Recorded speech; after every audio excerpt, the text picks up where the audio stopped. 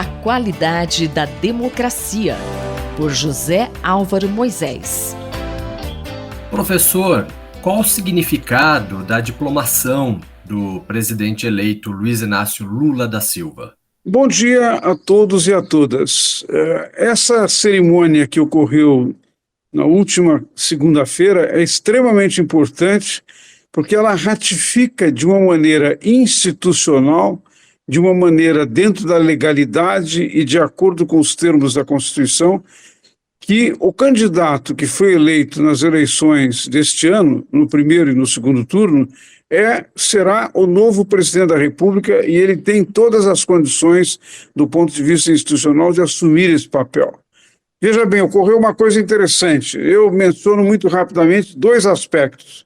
O presidente do Tribunal Superior Eleitoral, o ministro Alexandre de Moraes, foi muito enfático em mostrar que essa diplomação é a consagração da democracia, a defesa da democracia, porque havia riscos, havia ameaças e houve muitas ações contra a democracia. E, num certo sentido, todo o percurso, o esforço que o Tribunal Superior Eleitoral fez para controlar os fake news e, ao mesmo tempo, garantir a lisura da eleição foi muito importante. Lula reconheceu isto, falou da importância da democracia, em toda a sua vida essa luta foi muito importante, não é? Particularmente agora, neste momento, por causa das ameaças que a democracia sofreu nos últimos anos, mas o Lula também chamou atenção para uma coisa muito importante. Democracia não é apenas as regras, as leis. Democracia não é apenas a institucionalidade. Ela supõe a garantia de direitos de saúde, de educação, de sobrevivência, de habitação, que são condições sociais indispensáveis, não é? Há uma observação no discurso que o presidente Lula fez que pode suscitar algum debate. Em algum momento ele faz uma divisão entre aqueles que defenderam a democracia e os que atacaram. É, de certa maneira, um arriscado retorno ao discurso do nós e eles. E isso, de alguma maneira, precisa voltar a ser discutido amplamente no Brasil. Mas, de uma maneira geral, os dois discursos foram muito importantes e muito positivos, não é, para assegurar que, neste momento, o Brasil tem todas as condições de se pacificar e de entrar numa fase de normalidade da vida política. Professor, em relação a essa observação que pode parecer uma divisão entre nós e eles, quais as consequências disso? Esse é um aspecto importante que eu acho que o novo governo vai ter que prestar muita atenção, não é? Porque um presidente que é eleito, ele não é eleito para governar apenas para os seus eleitores, mas para o conjunto do país. Então, desse ponto de vista, o novo governo, por mais difícil que isso seja, terá que prestar muita atenção também na demanda dos eleitores que votaram no outro candidato. Não é uma porção pequena, há uma diferença muito pequena entre 58 milhões e pouco mais de 60 milhões. Né? Então, desse ponto de vista, eu acho que o novo presidente deve abandonar completamente a ideia de dividir o país entre nós e eles, e, ao contrário, como ele fez algumas vezes durante a campanha, e mesmo no primeiro discurso que ele fez no dia 30 de outubro, quando ficou clara a sua eleição, ele deve se referir à responsabilidade do governo para atender todos os brasileiros, inclusive aqueles que votaram no presidente Jair Bolsonaro. Isso é muito importante. A democracia, na verdade, crescerá e se desenvolverá se isto ocorrer nessa dimensão. Muito obrigado. Eu, Gustavo Xavier, ouvi o professor José Álvaro Moisés. A qualidade da democracia, por José Álvaro Moisés.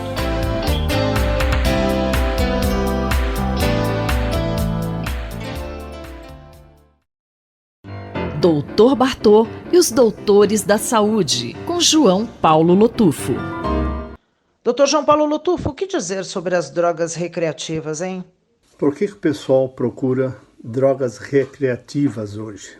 Talvez para relaxar, talvez outros querem dar uma animada na balada e há quem use para se sentir aceito em determinados grupos. Para alguns elas podem parecer até serem inofensivas, mas para os outros podem ser danosas. O grande problema é, vale a pena correr risco? Podem alterar a percepção da realidade, diminui a capacidade de análise, pode criar dependência física, psicológica e até comportamental.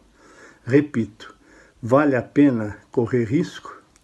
Quando se pergunta para o jovem qual é a droga que faz menos mal, e eles dizem logo maconha e depois o álcool. Você sabia que a maconha tem 5 vezes mais cancerígenos do que o tabaco?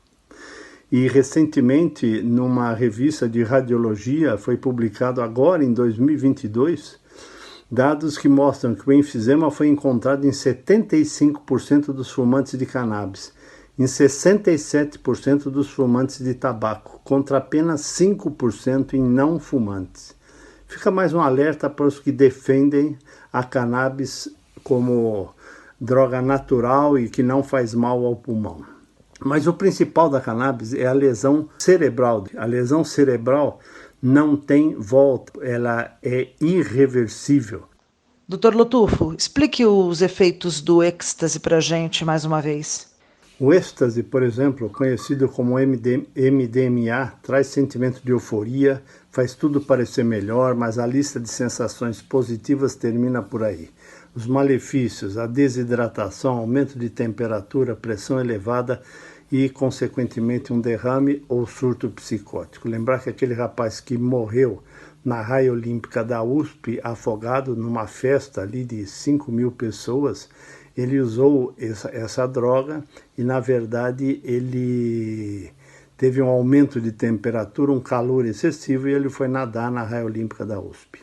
Outra droga que o pessoal diz que não faz mal, ser natural, por exemplo, são os cogumelos mágicos. A sua ação é muito parecida com a do LSD, pois as duas têm efeito alucinógeno, com euforia, distorções sensoriais, etc. Ainda podem causar problemas de visão, perda de senso de realidade, episódios psicóticos e traumas psicológicos. A metanfetamina, por exemplo, é uma droga aí muito usada nos Estados Unidos e na Europa. Ela é uma droga dita recreativa que proporciona a sensação de muita energia, mas junto com isso ela traz grandes riscos à saúde. Um grande abraço do Dr. Bartô. Eu sou Sandra Capomatto, você ouviu o Dr. João Paulo Lotufo, pediatra do Hospital Universitário da USP, responsável pelo projeto Dr. Bartô. Doutor Bartô e os Doutores da Saúde, com João Paulo Lotufo. Ciência e Esporte, por Paulo Santiago. Você já pensou se fosse possível prever com uma precisão muito alta o que pode acontecer em uma partida de futebol? É o que um grupo de pesquisadores, com a participação do professor Paulo Santiago, está desenvolvendo. Professor, na semana passada, um grupo de pesquisadores do qual você faz parte teve um estudo científico aprovado.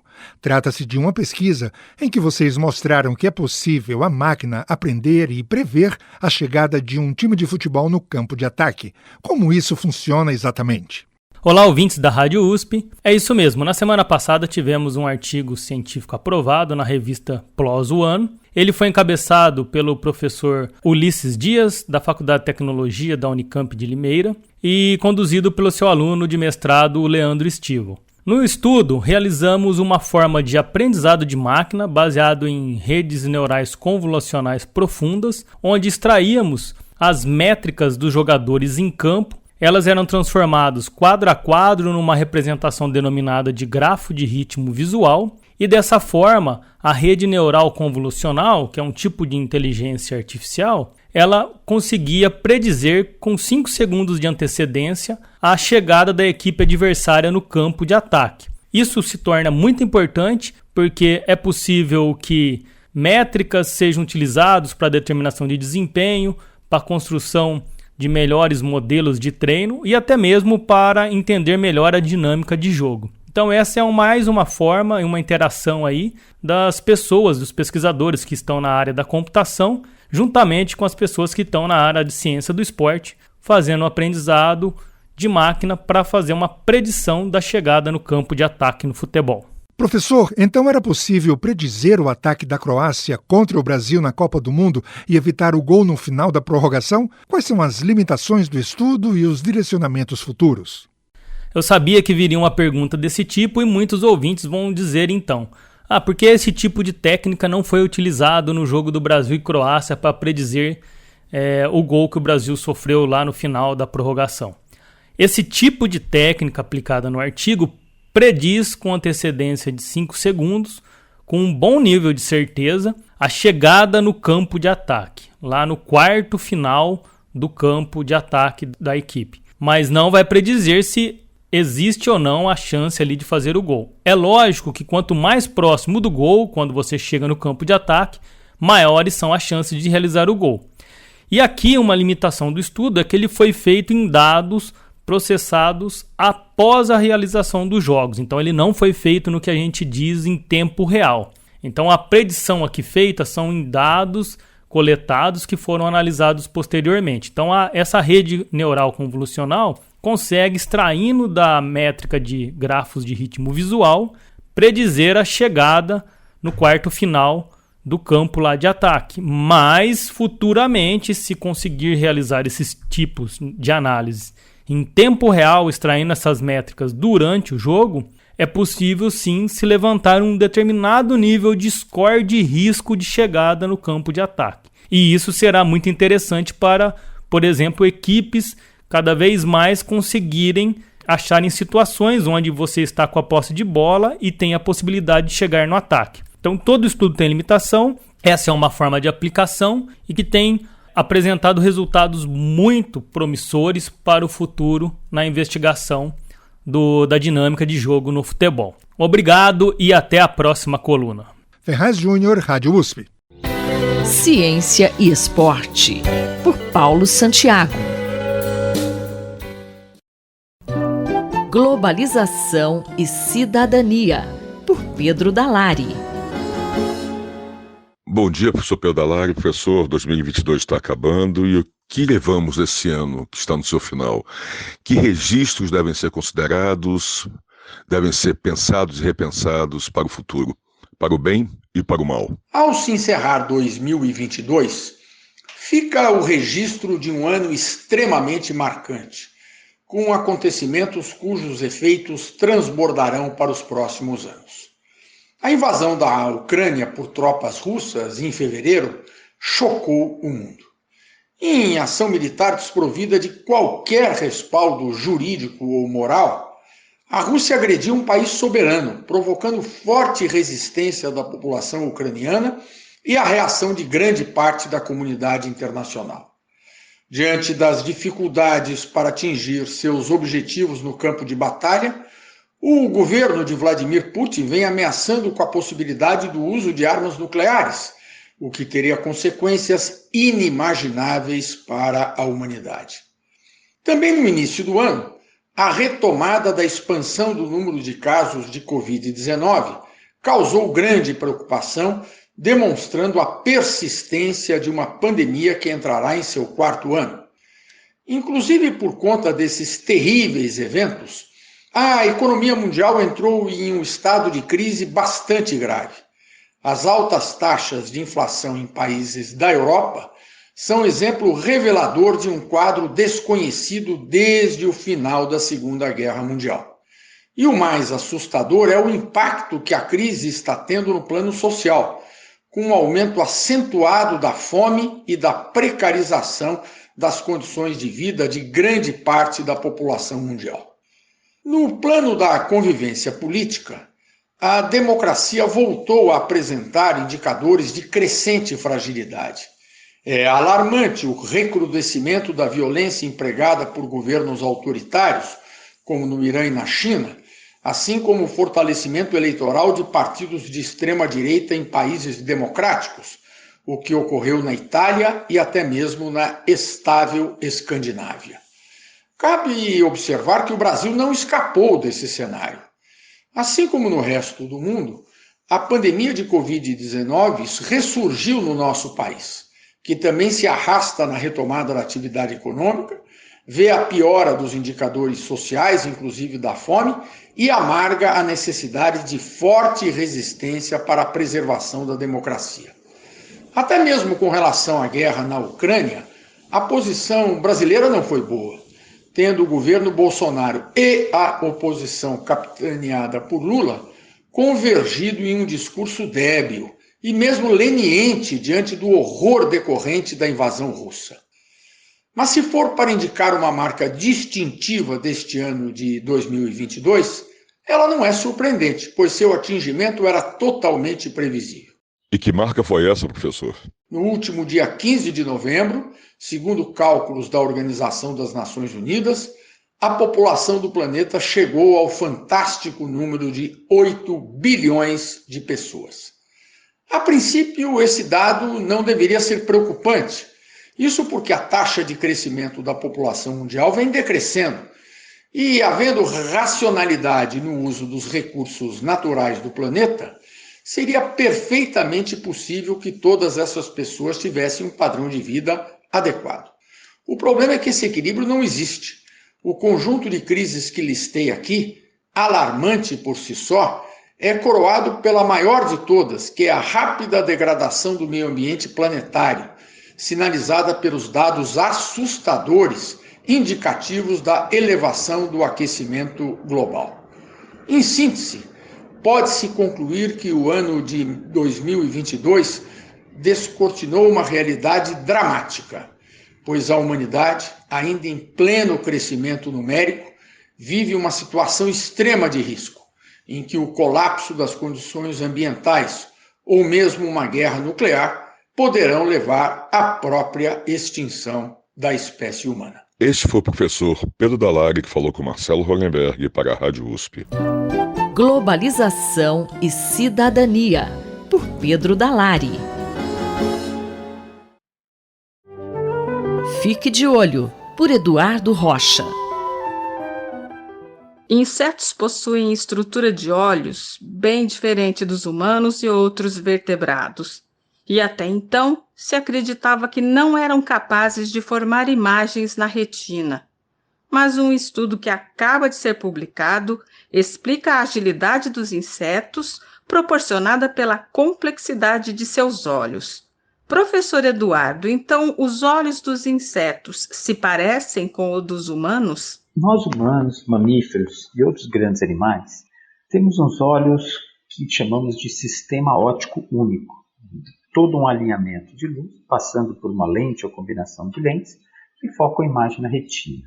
O que acontece é que, na verdade, a maioria dos animais, e aí eu incluo os insetos e a drosófila, que é a mosca doméstica, como modelo de estudo muito usado em laboratório, tem mostrado um sistema óptico bastante complexo, com múltiplas, algumas vezes até milhares de lentes, e que até pouco tempo se achava que a focalização dependia do movimento, do alinhamento então, do animal, com o objeto que interessava, ou, quando no máximo, movimento de cabeça. E como funciona essa capacidade com a nova descoberta? Foi surpreendente que, ao longo do tempo, músculos que vinham sendo descritos bem delicados, microscópicos, nesses animais, receberam, então, recentemente, uma interpretação funcional, nesse estudo publicado agora em dezembro, pela Lisa Fenk e colaboradores dela, da Rockefeller University, do MIT nos Estados Unidos e do Max Planck na Alemanha, e que ajuda, então, a compreender o funcionamento dos olhos desses insetos. A gente sabe que movimentar os olhos aumenta muito a capacidade de focalização. E a gente já tratou em outras colunas aqui que esses movimentos também têm uma série de outras funções. Ajudam no equilíbrio. O sono REM depende de movimento ocular para o nosso bom repouso. E, curiosamente, até funções sociais são atribuídas aos movimentos dos nossos olhos.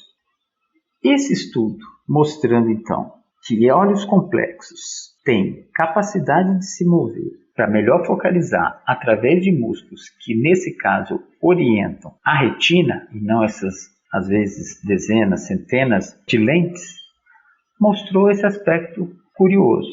Um sistema eficiente, econômico, observa como são ágeis esses insetos, e também abrem caminho para a gente pensar em modelos que podem ser replicados em equipamentos tecnológicos, nossos engenheiros pensando em soluções sofisticadas em estruturas ópticas. Curiosamente, fiquei pensando se com uma falha, um problema, num desses músculos a gente teria por aí voando uma outra mosca estrábica, mas, pensando no longo prazo da ciência, uma coisa muito interessante é como algumas características conservadas ao longo da evolução, agora então reconhecidas, revelam a eficiência que elas adquiriram lá no passado e agora então são demonstradas como presentes durante a evolução das espécies. É isso. Em conclusão, os insetos têm mesmo olhos bem diferentes, compostos por muitas lentes, mas com algumas características similares aos nossos. Uma delas, já conhecida, o componente óptico e o componente neurosensorial. E outra, agora revelada, essa capacidade de focalização com músculos internos, permitindo então a busca do foco do objeto e a movimentação ocular. Ouvimos o professor Eduardo Rocha, da Faculdade de Medicina da USP, em Ribeirão Preto. Rita Estela, para a Rádio USP. Fique de olho, por Eduardo Rocha.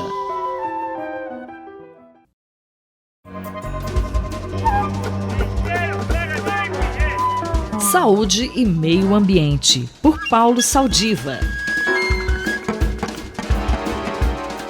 Afinal, professor Paulo Saldiva, quais fatores contribuem para o surgimento de pandemias e doenças infecciosas? Olá, amigas e amigos da Rádio USP. É sempre um prazer estar falando com vocês sobre saúde e meio ambiente. Bom, acho que esses últimos anos nos trouxeram a ideia de que as pandemias são um risco real para a nossa saúde e para a economia, enfim, até para a existência da nossa espécie. A gente pode explicar isso por vários fatores, como o adensamento populacional, a urbanização acentuada, o surgimento de novos agentes patogênicos, inclusive mutações dos antigos, enfim, tudo o que envolve o viver urbano. Mas, no entanto, há fatores globais que contribuem para o maior risco de desenvolvimento de doenças infecciosas. De uma parte, temos o aquecimento do planeta, as ilhas de calor urbanos e as mudanças de chuva, que em seu conjunto permitem que a eclosão de larvas de insetos seja mais eficiente. Com isso, as doenças transmitidas por vetores como dengue, zika, chikungunya, malária, febre amarela, elas se tornam mais frequentes e estão chegando às cidades, ou seja, abandonando o ambiente remoto e chegando nas cidades. E no caso da Covid e das doenças de transmissão interpessoal que não demandam vetores?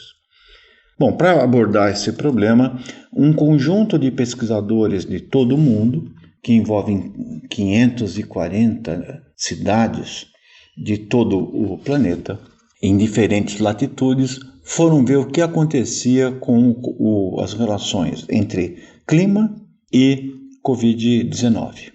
Esses modelos estatísticos foram complexos, eles utilizaram vários sistemas de controle para as medidas adotadas por cada país, de tal forma que se pudesse ter uma estimativa global. A que conclusões eles chegaram, professor? Bom, o que se viu é que o clima urbano ele facilita a transmissão da Covid-19, não somente devido às características de mobilidade, políticas e moradia que cada cidade tenha, mas acrescentou que, independentemente das características de cada cidade, do seu país e das políticas adotadas localmente, houve uma contribuição significante do clima.